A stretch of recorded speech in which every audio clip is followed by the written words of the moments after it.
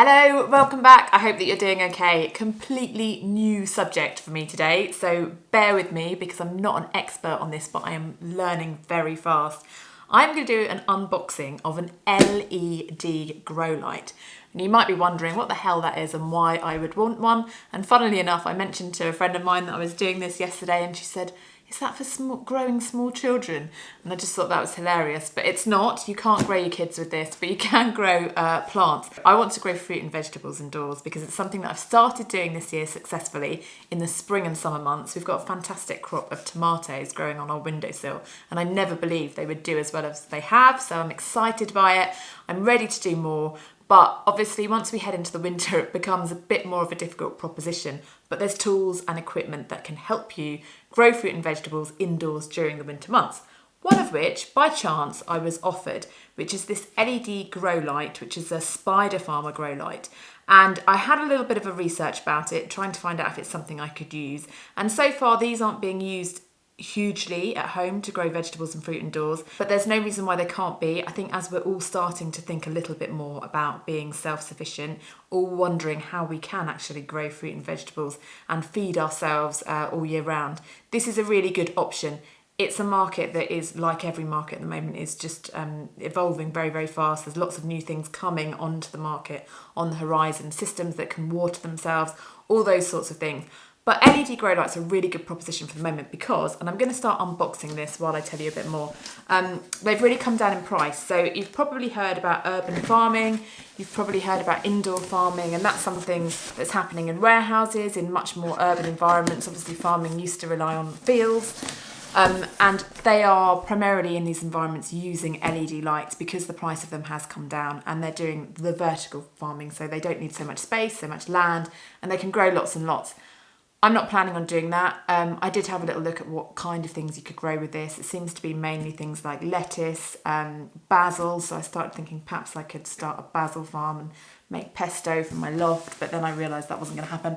So we're just going to stick to trying to grow a few plants for personal consumption. I'm not going to try and make a business out of this, but I am excited to see how we get on, especially given the success we've had with our indoor tomato plants so far. So let's have a look and see what you get in this box. So there we go, that's the packaging inside.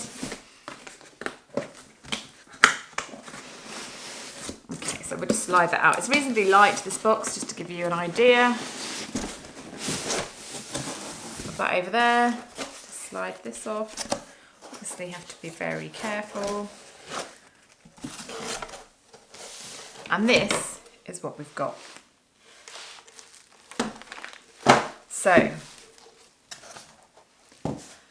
this is the lamp, or the LED light. The interesting thing about growing with LED light is that when things grow in the sunshine, for photosynthesis to happen, you've got the full spectrum of light, and that's something that LED lights give you. So traditionally, when people tried to grow things indoors, they needed to use more than one type of light to get things going and get things growing.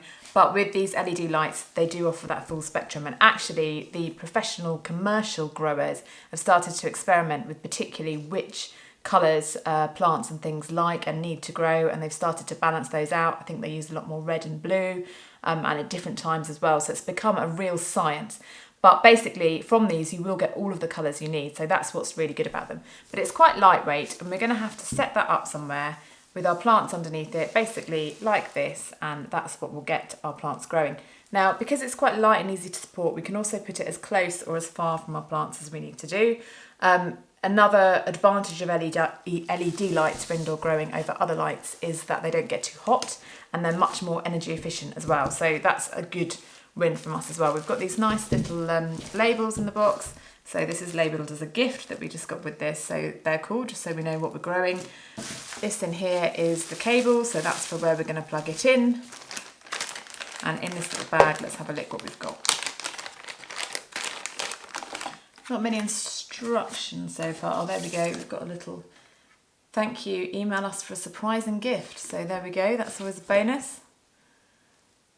How lucky and grateful we are to win your favour. This hard-won trust returns you a 3-year warranty. So that's always good to know. So this is a rope ratchet light hanger. So that's so that you can hang plants. Secure one carabiner clip in a firm location. Use the clip on the other end of the rope to hang your product. So perhaps we can hang this from a ceiling, or it'll help us make it easier to find a space for it. So yeah, that's really going to be about once we have all of our plants set up and the positioning of it as well. So it all looks quite nice so far. They come in 4 different sizes, these, so this is the 1000, but we could probably grow a few different basil plants here, or a selection of salad, which I think would be good to feed a family. So you can probably see these little holes in the corners here, and that's basically what you're going to attach these to in order to attach this to the ceiling, perhaps some hooks in the ceiling. I think the initial issue that I think of when I open this is actually where am I going to put it. And when we built our extension, we didn't plan to have an indoor growing area, so there's no obvious place for us. One idea is perhaps the utility room. We are a little bit short on space there. You wouldn't really want it to be a major feature of your kitchen necessarily. We are thinking about building a porch, which is another option. We might be able to actually design a space for growing within the porch. It wants to be, we've thought about the loft, or I was just thinking about the loft, but I think it wants to be somewhere where you can easily check on it. And also we don't have electricity sockets in the loft, so that would make that tricky as well. So that's going to be our first challenge, is finding somewhere to put it. But that's okay, that's not impossible, and it's a challenge we can overcome. So like me, you probably want to see what this is actually like. Now, obviously you've got to always be a bit careful with light, so I'm going to put some sunglasses on, and I'm not going to look directly into this light, but we're just going to plug it in and see how it looks.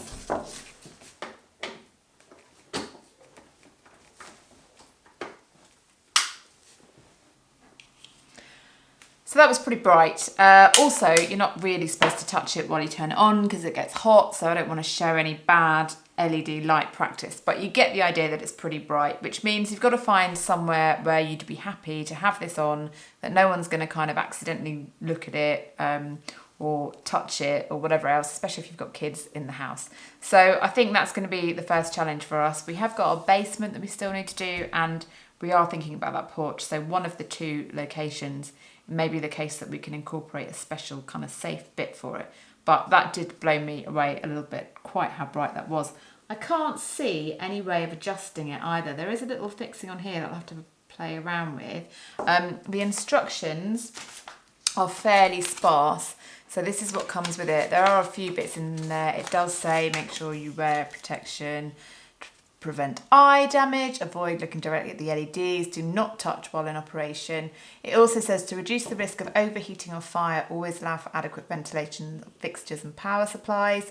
So you've got to be pretty careful with this kind of equipment by the sounds of it. In summer or other hot environments, please use a cooling fan to keep a suitable temperature for your plants.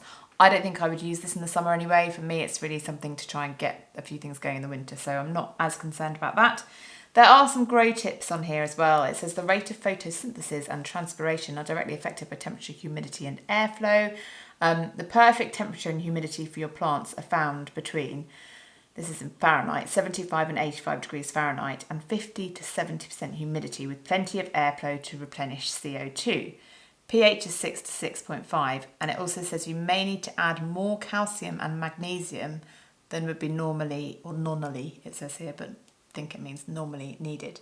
Suggested lighting time for veg, 18 hours on.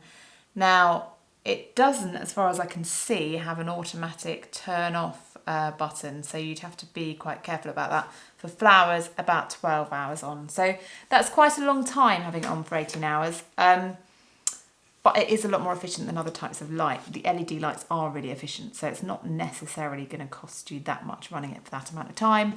And I wouldn't expect to do it, say, the whole winter long. I'd probably go through periods of growing stuff, and then I'd have stuff and have some time off it. It does give you some suggested handing distances as well. So seedlings 24 inches, it's all in inches I'm afraid. Germination 24 to 30 inches, veg 18 to 24 inches. So that's the good thing about having it hanging on these, is that you can adjust those heights. I do feel like some kind of stand would have been nice. I would have felt a bit safer and happier about the whole thing if we had some kind of stand we could put it in and adjust it in. but that's okay. Just a thought actually to add to that, you could of course set this up on a timer on the wall, so that would get round your problem of when you could turn it on and off. Now I've just grabbed these because these are some padron peppers that we've got, we've just been starting on the windowsill. I've also got this random tomato plant in here. I actually took this was a cutting of the tomato plant we've already got growing, and when I was pruning it I just took one of the cuttings, popped it in some water for a week and put it in here. It's a total experiment just to see how good it is, if it grows, what happens with it. But yeah, just to give you a little sort of idea, say we had managed to get this in place and we had our seedlings here, and so it's suggesting that you go further away, I'm assuming, as your plants grow. Let's see where it's, here's the suggestion. So 24 inches at seedlings, yeah, and then you go up. So you could set it there, and then as they get bigger, you may of course want to then put them into something that's got more compost in.